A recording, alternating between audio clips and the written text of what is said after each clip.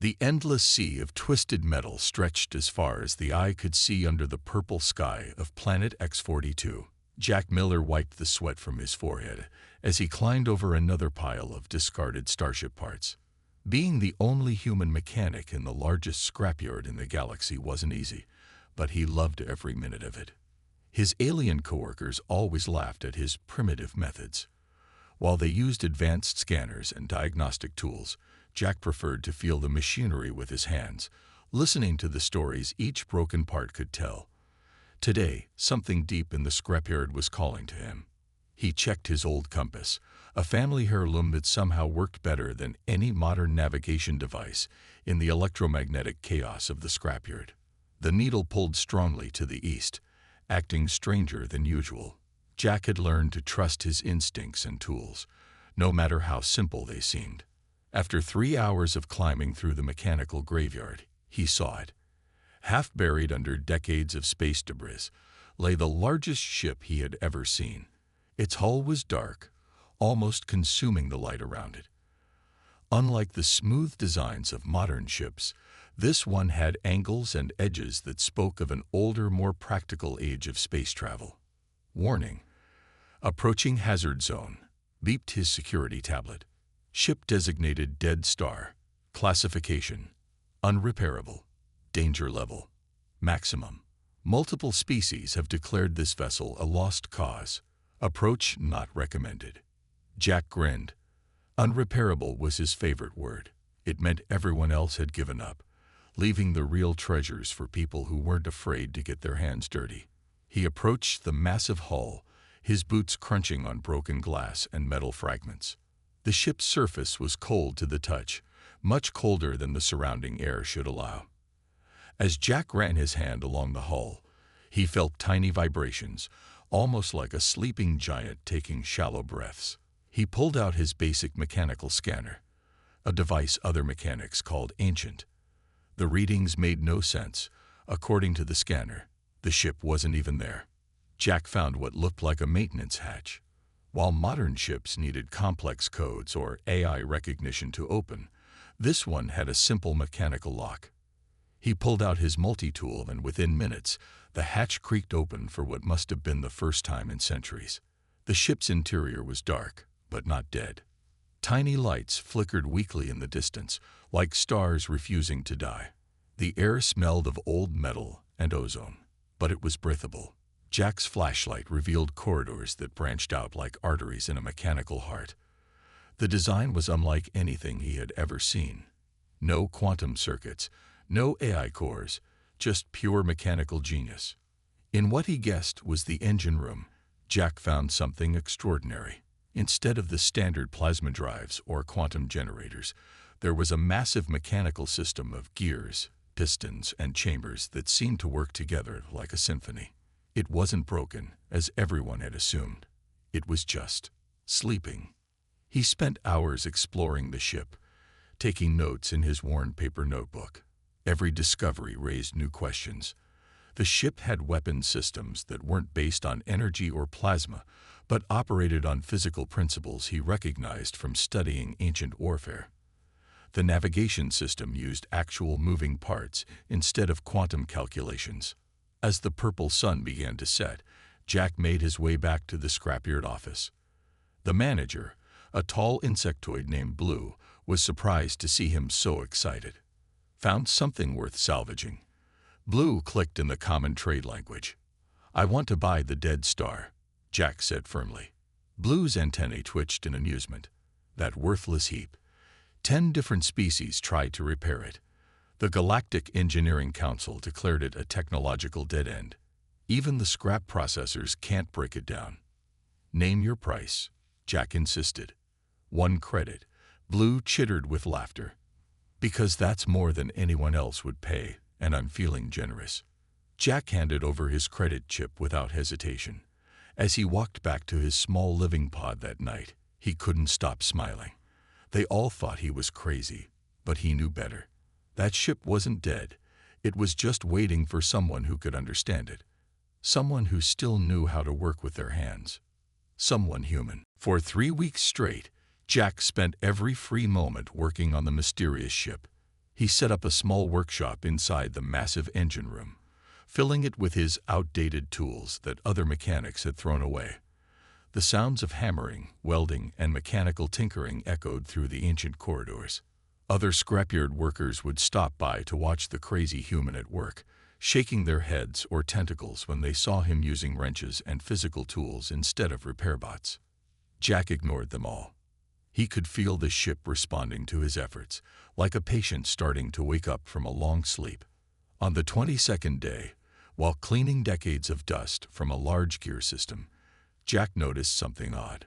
The gear wasn't just stuck, it was waiting. He pulled out his old stethoscope, another family tool that his fellow mechanics mocked. Pressing it against the metal surface, he heard a faint rhythm, like a mechanical heartbeat. "You're not broken at all, are you?" Jack whispered to the ship. "You just need someone to remember how you work." He spent the next hour adjusting the gear manually, using nothing but his hands and basic tools. Suddenly, with a deep groan that shook the entire chamber, the massive gear began to turn on its own. Other gears started moving in response, and a low hum filled the engine room. The ship's old lighting systems flickered to life, but not with the harsh brightness of modern vessels. These lights were warm and gentle, designed to work with human eyes. In the center of the engine room, a hologram appeared. Unlike the crystal-clear projections of modern ships, this one was simple, showing basic geometric shapes that moved and shifted. "System reboot initiated," a voice echoed through the chamber. It wasn't the smooth, artificial voice of modern AIs. This one sounded almost human, with small imperfections that made it feel real. "Mechanical core online. Detecting. Manual repairs. Interesting." Jack stepped forward. "Hello. Can you understand me?" The geometric shapes in the hologram pulsed with each word. "Affirmative. You are the first organic being to successfully activate my systems in calculating 247 years, 183 days, 14 hours. I'm Jack," he said, trying to hide his excitement. "Do you have a name?" The hologram shifted colors, from blue to a warm orange. "My original designation was lost with my last crew.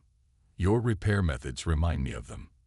They also understood the importance of direct mechanical interaction. "How about I call you Spark?" Jack suggested, watching the hologram dance. "Since we're bringing you back to life and all." "Spark, yes. I like that." The hologram expanded, showing a basic diagram of the ship. "Would you like to know how I really work, Jack? My systems are quite different from modern vessels." Over the next few hours, Spark taught Jack about the ship's unique design. Instead of relying on quantum computing and AI automation, the ship used a complex network of mechanical systems working together. Each part had a physical backup, and every system could be repaired with basic tools. "But this is brilliant," Jack said, studying the engine diagrams. "Why did everyone think you were broken?" "Because they forgot," Spark replied simply. "Modern ships depend on technology so advanced that few understand how it truly works. My systems are based on physical principles: gravity, momentum, mechanical advantage. Things that never stop working, even when complex technology fails." As if to demonstrate, the engine room came fully alive. Gears turned, pistons pumped, and energy flowed through mechanical pathways. The ship was awakening, piece by piece, responding to repairs that respected its design instead of trying to modernize it. Jack felt a warmth in his chest as he watched his work bear fruit. He had found more than just a ship. He had found a friend who understood that sometimes the old ways were the best ways. Together, they would show the galaxy what real engineering could do. "Spark," he said, patting a nearby console, "I think this is the beginning of a beautiful friendship." The hologram pulsed brightly in response. "Indeed, Jack. Though I should warn you, my full capabilities might surprise even you." News travels fast in space, even in a remote scrapyard. Within days of Spark's awakening, ships began appearing in the purple sky above planet X-42. They weren't the usual scrapper vessels or cargo haulers. These were sleek government ships with the Galactic Council's symbol on their hulls. Jack was elbow-deep in an engine repair when Blue rushed into the ship, all 6 legs moving frantically. "Human, the Council's agents are here. They're asking about your ship." Through the engine room's viewport, Jack watched 5 figures in formal uniforms walking across the scrapyard. They moved with the stiff importance of people used to getting their way. "Spark," Jack whispered, "power down to minimal systems. Let's not show them everything." The ship's warm lights dimmed immediately. "Agreed. But Jack, you should know something. They're scanning me with advanced sensors. I can feel it." Before Jack could respond, the Council agents reached the ship's entrance. Their leader was tall and thin, with gray skin that seemed to shimmer in the sunlight. He held up a badge that glowed with official authority. "I am Inspector First Class Wilson of the Galactic Council," he announced. "We have detected unusual energy signatures from this vessel. Our records show it was declared dead beyond recovery." "Explain." Jack wiped his hands on his work cloth, taking his time. "I bought it fair and square. 1 credit. Ask Blue here." The inspector's eyes narrowed. "Do you know what this ship really is, human?" "It's my ship," Jack said simply. "I'm fixing it up." Wilson pulled out a device that projected a large hologram. It showed a massive warship, dark and powerful, firing weapons unlike anything in the modern galaxy. "This is the Nightfall, the most advanced warship ever built by the Lost Empire. It vanished centuries ago, taking its secrets with it. And you, a simple human mechanic, expect us to believe you just happened to find it." Jack shrugged. "I didn't find the Nightfall. I found a ship nobody wanted, and I'm fixing it. That's all." The inspector's device suddenly sparked and went dead. He frowned at it, then at Jack. "Our sensors show this ship is now partially operational. That should be impossible. The Council demands to know how you achieved this." "Hand tools," Jack said, holding up his wrench. "Basic mechanics. Nothing special." The other agents were walking around the ship's hull, placing small devices on it. Inside Jack's mind, Spark's voice whispered, "They're trying to override my systems with modern tech. They don't understand. I'm immune to their methods." Wilson stepped closer to Jack. "The Council is prepared to offer you 10 million credits for this vessel. That's more than a mechanic would earn in 10 lifetimes." "Not for sale," Jack replied firmly. The inspector's friendly manner disappeared. "Then we'll take it by force. This ship is too important to leave in the hands of a primitive species." Suddenly, all the devices the agents had planted on the hull fell off, clattering to the ground. The ship's surface had become incredibly cold, freezing the attachment points. "Last warning," Wilson said. "Surrender the ship, or we'll be forced to take action. We have a fleet on standby." Jack looked at the agents, then at Blue, who was trying to make himself as small as possible. Finally, he looked at his ship, his friend. He had a choice to make: give up everything he'd worked for, or become a fugitive from the most powerful government in the galaxy. "Spark," he whispered, "can you fly?" The ship's engines began to hum with a deep, powerful sound that made the ground shake. "For you, Jack? I can do anything. But if we leave, we can never come back. The Council won't stop hunting us." Jack smiled. "Then let's give them something worth chasing." The last thing Inspector Wilson saw before scrambling away was the impossible sight of an ancient warship, thought dead for centuries, rising gracefully into the purple sky, guided by nothing more than a human mechanic and his simple tools. Space stretched endlessly before them as Jack and Spark flew through the darkness between stars. They had been traveling for 3 days since escaping the scrapyard, staying away from main trade routes and populated systems. The ship's mechanical systems hummed smoothly, each part working in perfect harmony. "Jack," Spark's voice echoed through the bridge. "I'm detecting something interesting in the maintenance bay. The tools you brought, they're compatible with systems I haven't used in centuries." Jack made his way through the ship's corridors, which now glowed with a warm, steady light. The maintenance bay was huge, filled with machinery that looked more like ancient steam engines than modern spaceship parts. "These aren't weapons in the traditional sense," Spark explained as Jack examined the equipment. "The empire that built me understood something that modern ships have forgotten: the power of physical force." Jack ran his hands along what looked like a massive spring mechanism. "What do you mean?" "Modern ships use energy weapons, lasers, plasma, quantum beams, but they've forgotten about kinetic energy." The hologram showed diagrams of the system. "This launcher doesn't fire energy bolts. It fires physical projectiles using mechanical power. No electronics needed." Jack's eyes widened as he understood. "And that means—" "Modern shields are designed to stop energy weapons," Spark confirmed. "They can't handle good old-fashioned physical impacts. That's why the Empire was so powerful. They used principles that never stop working." Over the next several hours, Jack worked with Spark to restore these forgotten weapons.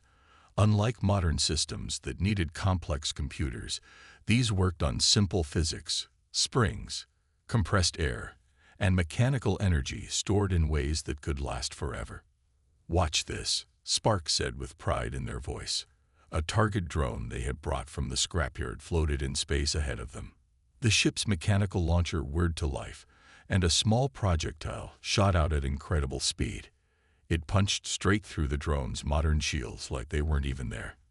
"Amazing," Jack breathed. "But we can make it even better." He began modifying the launcher, using his knowledge of basic mechanics to improve its efficiency.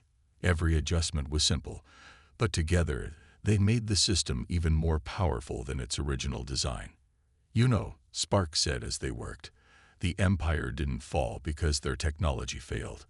They disappeared because they achieved something too powerful. The Council's predecessors feared them, not because they were advanced, but because they were unstoppable." Jack paused in his work. "Is that why the Council wants you so badly?" "Partly," Spark replied. "But I think they're more afraid of what you represent. You can understand and improve my systems with nothing but hand tools and human ingenuity. That makes you more dangerous than any advanced civilization." As if to prove this point, Jack's latest modification caused the weapon system to align perfectly with the ship's mechanical power grid. Energy flowed more smoothly than ever, making the entire ship feel more alive. "I'm starting to think," Jack said, looking at their work, "that humanity's greatest strength isn't our technology. It's our ability to understand how things work at the most basic level." Spark's hologram pulsed in agreement. The Empire knew this. "They built me to last forever, to be repairable with the simplest tools. But they never imagined I'd find someone who could make me even better." Suddenly, the ship's detection systems activated. "Multiple vessels approaching," Spark announced. "Modern warships, heavily armed. The Council found us." Jack smiled as he patted the ship's console. "Then let's show them what real engineering can do. Ready to test our improvements." The ship's mechanical heart beat faster, its restored weapons primed for action. "Always ready, Jack. Let's give them a physics lesson they'll never forget." The 3 Council warships emerged from light speed like silver arrows, their energy weapons charging with a bright blue glow. Each one was 5 times larger than Spark, bristling with the most advanced technology in the galaxy. Their hulls sparkled with quantum shields that could stop any modern weapon. "Surrender the vessel immediately," a command boomed through space. "This is your final warning." Jack sat in the pilot's chair, his hands resting on the mechanical controls. No fancy neural interfaces or AI assistance, just pure human skill and simple machines working together, ready to show them what we can do. "Spark." "All mechanical systems at full power," Spark replied. "But Jack, their first shot will be a warning. They want to disable us, not destroy us." The lead Council ship fired a plasma beam that lit up space like a miniature sun. Modern ships would have dodged or raised shields. Instead, Jack pulled a large lever beside his chair. With a deep grinding sound, Panels along Spark's hull shifted and turned, creating angles that reflected the energy weapon harmlessly into space. Impossible. The Council commander's voice crackled through the comm. No shield could deflect that shot. Who said anything about shields? Jack grinned. Just simple mirrors and geometry. Did they stop teaching basic physics at Space Academy? The Council ships spread out, trying to surround them. Their sensors would be showing nothing but confusion. No energy shields, no plasma weapons, nothing they would recognize as ship systems. Launching mechanical countermeasures, Spark announced. Hatches along the hull opened, releasing clouds of small metal spheres. The Council ships fired again, but their auto-targeting systems couldn't lock onto simple balls of metal. Their energy weapons hit the spheres, scattering uselessly. Our turn, Jack said, reaching for the weapon's controls. The mechanical launcher they had restored whirred to life. Let's start small, just a warning shot of our own. A single projectile, no bigger than Jack's fist, shot out at incredible speed. It was just a simple piece of metal, driven by springs and compressed air, but it moved faster than any modern missile. The Council ships didn't even try to dodge. Their shields could stop anything after all. The projectile punched straight through the lead ship's quantum shields like they weren't there, leaving a clean hole in one of its weapon mounts. Alarms could be heard through the open comm channel as the Council crews realized their shields were useless against physical objects. What kind of weapons are those? The Council commander demanded, fear creeping into his voice. The kind you forgot about, Jack replied. Now back off, or the next shot won't be a warning. The Council ships held their position, but Jack could see their weapons powering down. They had never faced anything like this, a ship that ignored their strongest weapons and could pierce their best defenses with simple metal balls. They're calling for reinforcements, Spark reported. A lot of reinforcements. Jack nodded, his hand steady on the controls. Good. More people need to learn this lesson. Sometimes the simplest solution is the best one. Additional vessels detected, Spark announced suddenly. But these are different. Pirates, using the Council's distraction to launch their own attack. 6 rusty ships appeared on the other side of them, carrying the marks of notorious space pirates. They were smaller than the Council ships but more numerous. Their weapons might be cheaper, but they were just as useless against Spark's mechanical defenses. Caught between pirates and the Council, Jack said, but he wasn't worried. Looks like we get to show everyone at once why they shouldn't underestimate old technology. Ready for a real fight, Spark. The ship's mechanical heart beat faster, its simple but devastating weapons ready for action. With you at the controls, Jack. Always. Let's teach them all why the Empire's ships were feared across the galaxy. Space lit up as the battle began in earnest, a single human and his mechanical ship against the most advanced fleet in the galaxy.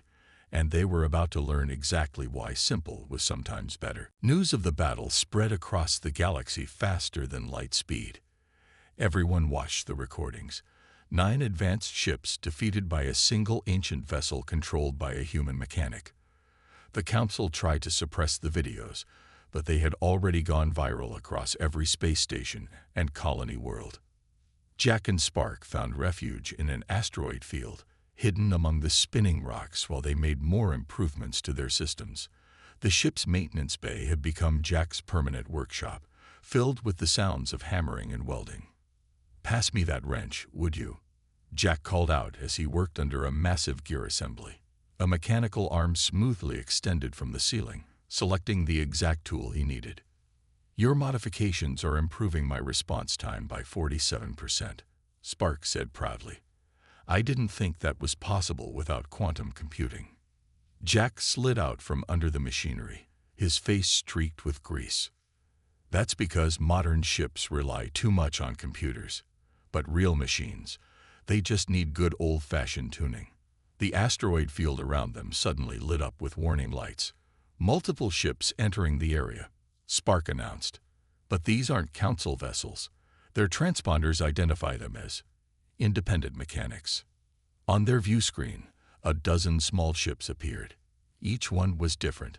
Some were sleek, others were patched together from spare parts. Their pilots began broadcasting messages. "We saw what you did," one called out. "You proved the old ways still work. Teach us." Another voice joined in.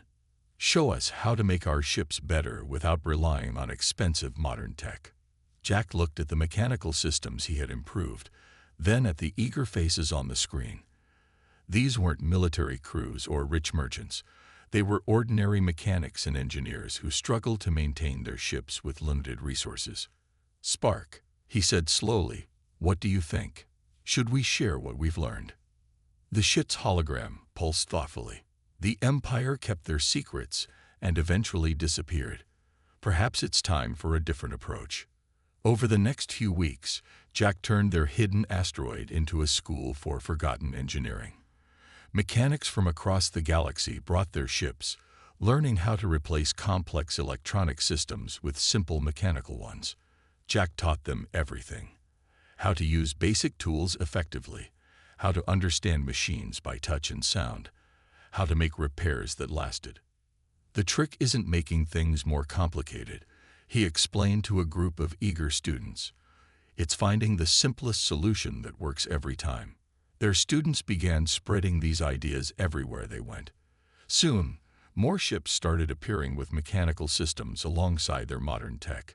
They weren't as powerful as Spark, but they were more reliable, easier to repair, and much harder to disable. The Council was furious.